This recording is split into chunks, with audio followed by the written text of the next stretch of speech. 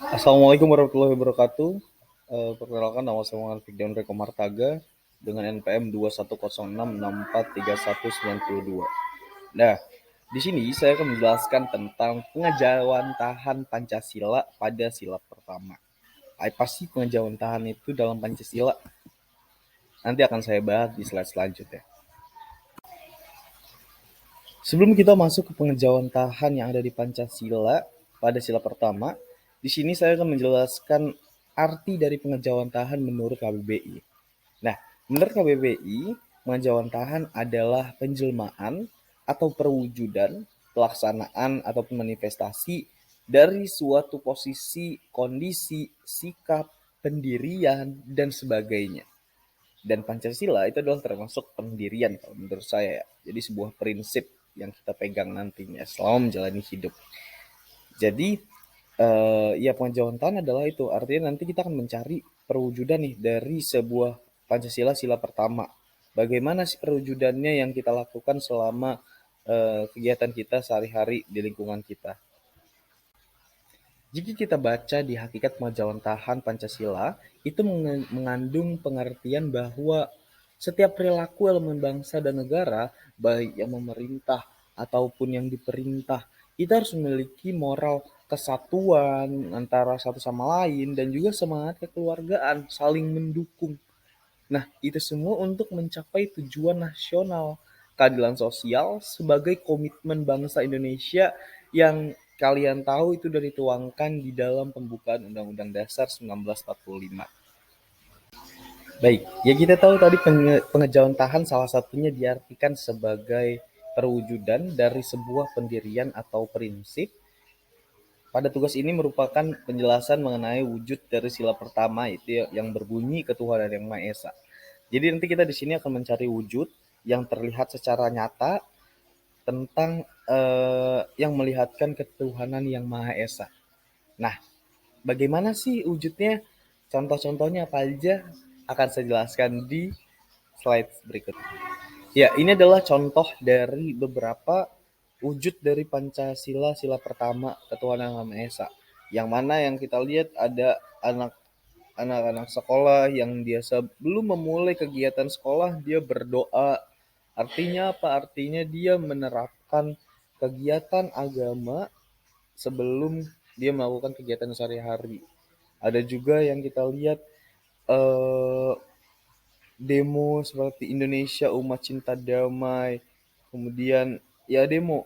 Jadi antar agama menyatukan pendapat untuk eh, kepentingan negaranya.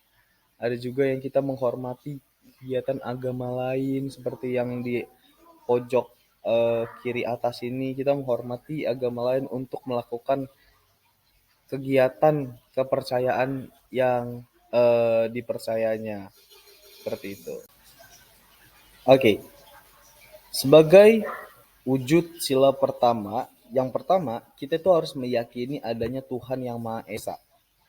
Jadi Indonesia itu adalah yang kita tahu adalah negara dengan penuh dengan toleransi karena banyaknya budaya, adat, bahasa, agama, itu banyak sekali berbagai bahasa, berbagai budaya dan adat itu tuh ada semua di Indonesia. Begitu pula agama yang kita tahu agama kan khususnya ada 5 ya kan yang sah di Indonesia.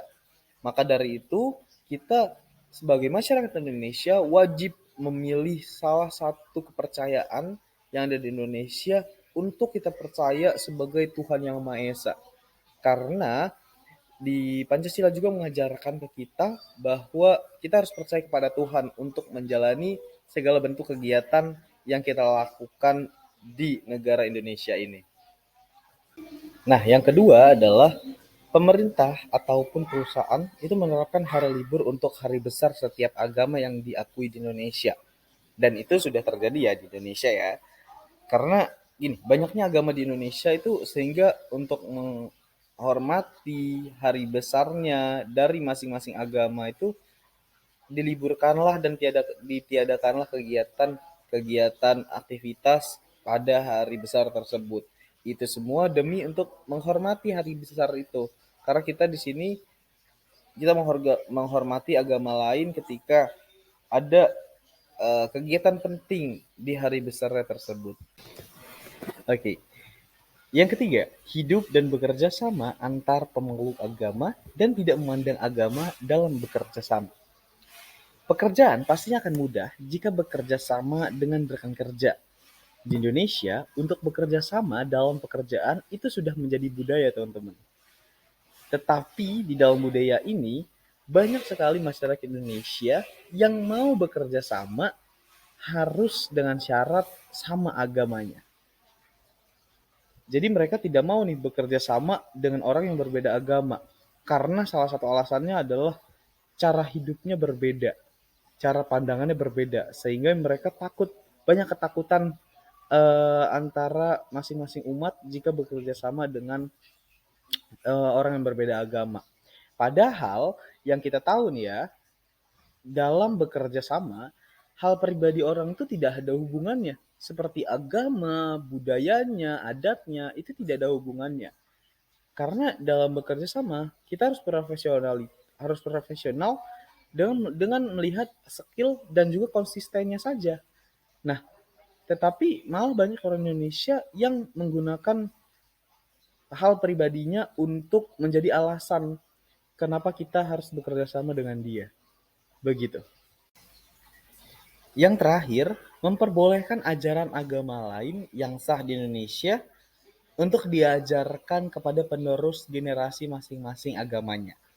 Nah, agama di Indonesia yang kita tahu kan ada 5 ya yang sah. Nah, tidak mungkin rasanya 5 agama tersebut tidak mempunyai generasi penerusnya. Seperti anak-anak mudanya, tidak mungkin mereka tidak punya generasi penerusnya. Dan kita sebagai masyarakat yang bertoleransi penuh harus memperbolehkan ajaran agama lain selain agama kita untuk diajarkan kepada generasi penerusnya sendiri.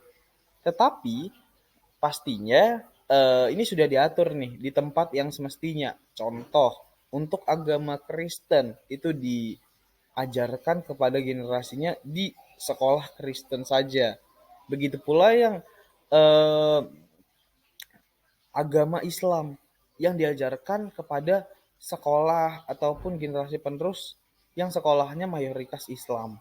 Seperti itu, teman-teman. Yap, itu dia penjelasan dari pengejawantahan Pancasila pada sila pertama, yaitu ketuhanan yang Maha Esa. Dan cukup sekian yang bisa saya sampaikan. Terima kasih banyak teman-teman yang sudah memperhatikan. Wassalamualaikum warahmatullahi wabarakatuh.